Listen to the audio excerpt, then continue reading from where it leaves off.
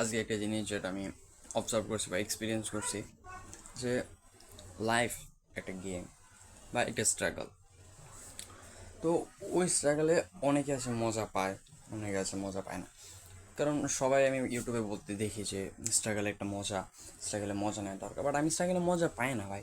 আমি জাস্ট আমার ডেডিকেশন যে আমি কাজ করে যাবো, মজা পাই না পাই ওইটা আমার দেখার বিষয় নয়। আর অবভিয়াসলি রেজাল্টে তো মজা আসে, কারণ যখন তুমি স্ট্রাগল করে রেজাল্ট পাও, রেজাল্টে অবশ্যই মজা আসে। বাট আমি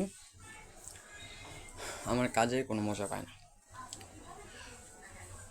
এখন একটা জিনিস, আমি যে জিনিসটাতে মজা পাই, আমি এমন একটা মানুষ হতে চাই, কনফিডেন্ট ও মেচিওর, এমন টাইপের মানুষ হইতে চাই। এখন ওই মানুষটা ওর পাশাপাশি যদি আমি কোনো একটা জিনিসে মজা পাইতেছি, তো ওই জিনিসটাতে ভুলটা কি? আমি যদি কোনো একটা জায়গায় বসে বন্ধু বান্ধবদের সাথে কথা বলতে মজা পাইতেছি, তো এটার মধ্যে সমস্যা কোন জায়গায়? আমার মনে হয় না যে এই জায়গাতে কোনো সমস্যা আছে বলে। কারণ সবার খুশি আলাদা আলাদা। তুমি হয়তো গান শুনতে মজা পাও, তুমি হয়তো ঘুরতে মজা পাও, সবার মজা আলাদা, সবার খুশি আলাদা।